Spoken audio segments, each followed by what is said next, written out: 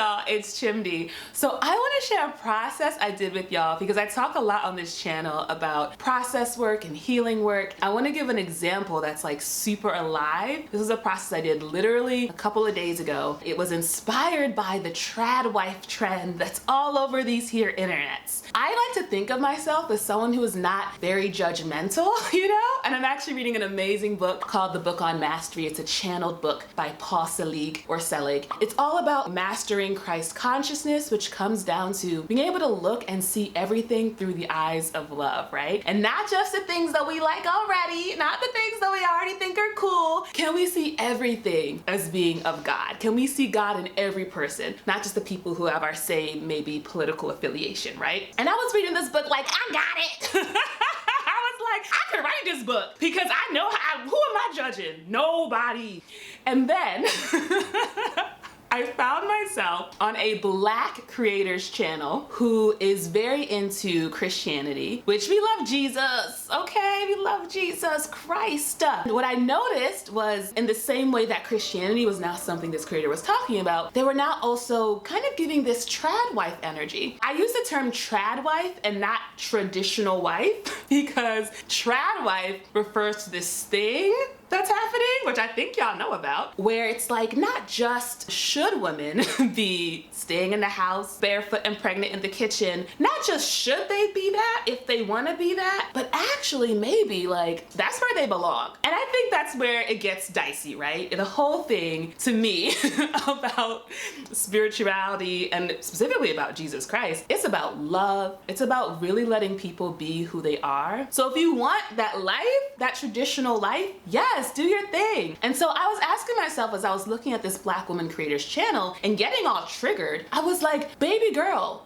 why do you care? Like, this literally is not your business. You get to let her do whatever she wants. And what I noticed is that what was triggering me was that the language and the terminology she was using, I created this scenario in my head where I created this straw person, straw man, let's be honest, who would see the way she was showing up, especially as a Black woman. They would see her and they would feel like galvanized and they would feel like, yes, we told y'all, we are right. And it would further justify their belief. And I felt in my body a deep sense of fear, a deep sense of danger, because you know we've been around long enough, y'all, to know what happens when people think other people should be different. There are many examples in history, you can find them for yourself. And so I was like, okay, we need to have a process about this because otherwise I will keep carrying this judgment and fear in my body and I will unconsciously attract situations that mirror this judgment and this fear because I haven't been able to process and release it. So let me walk y'all through this process so you can have it as a reference. So I like to imagine all of my little hurt, traumatized selves as adorable little toddlers, and then I'd call them Lil, whatever their thing is. So I call this Lil Judger, and I've done enough processes to know that we create this filter, this way of being in the world, always to keep us safe. In order to move through this shield that I knew Little Judger was like acting as, I knew the first thing to do was to express gratitude and love and appreciation. So instead of saying, oh, there's this triggered part of me, it's bad, I want to get rid of it, it's like, no, thank you. Thank you for working in the shadows for decades. And now that I see you, thank you so much, because your judgments on who was safe, on what ideas were safe, on what I should be wearing, like who I should be talking to, where I should be going, what music I should be listening to, all of these judgments you have made every single day of my life, they have brought me to this moment where I am very, very safe. And so I'm grateful for you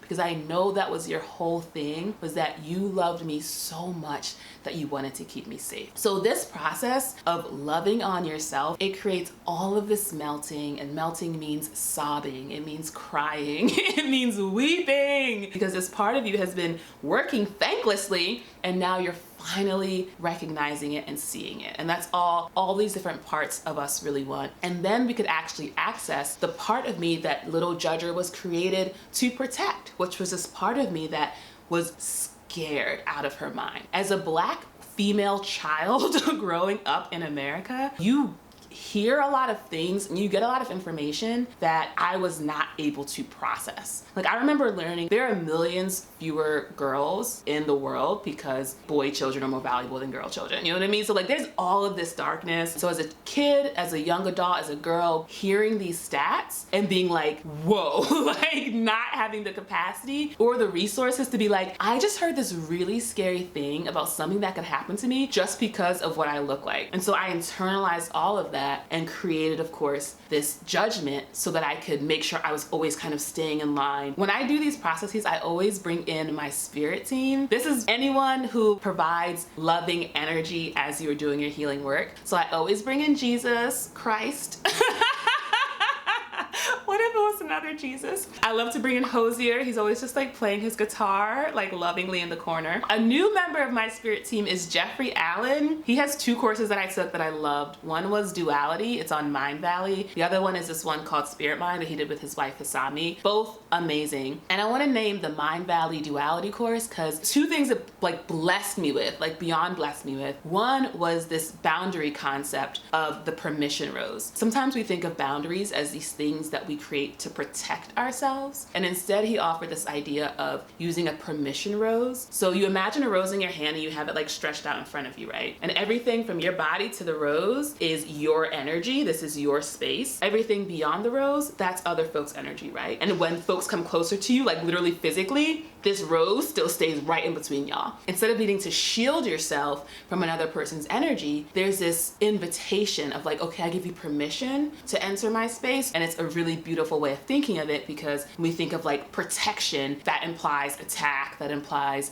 you know, danger and all that. When we talk about permission, we're talking about, okay, there's like choice, there's freedom, there's flexibility, and this very different energy, right? The other thing that really, really blessed me was he would start every lesson by saying, let's connect to the group field. So everyone who has taken the course already, everyone who's taking the course now, and everyone who's going to take the course. And you would like say hi to everyone and imagine them supporting you. And just to have this felt sense of like thousands of people, because the course is very popular in Mind Valley, thousands of people who are all in it together with me. They've either already done it or they're gonna do it and I'm like a part of it. So powerful, and I literally bring them in to every process I do, and it has been amazing. So highly recommend the course, highly recommend Jeffrey Allen, and highly recommend this permission rose. When I was doing this intense process of really connecting to what is really a collective fear around harm, I imagined myself talking to Jeffrey. Like, he offered me a permission rose and I was able to connect to him like, hey, like this is really scary. This really isn't a joke. Like, it's not funny, you know, to make these thumbnails and to have these topics and to make light of it. Like, this is really serious. And I think the thing about bringing in a spirit team is that you can connect to having a sense of someone really listening and hearing you. So if you don't have anyone in your physical life who you know you can count on to really hear you and hold space for you and regulate with you, regulate, you know, your nervous system with them, you can connect to it on the energetic level. You can like imagine that. It'll have really powerful effects in helping you to move that energy. So that's what I did. I just like told Jeffrey, like, this is what's really going on, Jeff. It's not a joke. And as I like wept and wept and wept about it, I like slowly started to feel better. And then I was able to look at Lil Judger and be like, I know you're trying to keep me safe and I'm grateful and I feel better and I feel safe. So I'm gonna practice, you know, walking through the world without you, but I know that whenever I need you, you will always come back and you will always be here for me. And she was like, of course, you know. Lil Judger wasn't mad at me. She and all these other like fragmented, traumatized parts of ourselves, she loves me. Like, she's like, girl, I'm on your side. I'm rooting for you. Like, all I want is for you to be happy and healthy and loved and successful and thriving and joyful. Like, that's my #1 goal. So I was created to help you get there. If you don't need me anymore, I am more than happy to drift away. So now I can look at these people creating content about being a trad wife or wanting that lifestyle or being mad, and I do get the occasional like misogynist comment here on YouTube, and instead of it like triggering me and making me feel really scared or concerned, I'm just like, you know what, folks are on their journey. You know, they're on their journey, they're gonna be okay, just like I'm on my journey, I'm gonna be okay. Like, it's all fine. And then I get to live in my life from this like safe, grounded, comfortable place, and nothing has really changed from yesterday to today in terms of the world. I have changed and I now have more safety in my body. That is the video. I hope it was helpful. Feel free to sound off in the comment section about this whole trad wife phenomenon. I don't care. not that I don't care. It's not that I don't care, but it's just like I've made my choices for me, which is the whole thing. We get to make our choices. And so now I'm like, everyone gets to do what they get to do. I gotta be honest, I'm a little scared saying that I don't care. There might be a little bit of fear left over because I'm like, girl, you can't be telling people that you don't care. They're gonna get mad. They haven't done the process that you've done. They're gonna be heated. And that'll just be another invitation to do another process. That's the gift of healing and spirituality and growth. There's always more. There's always more to expand to. All right, bye.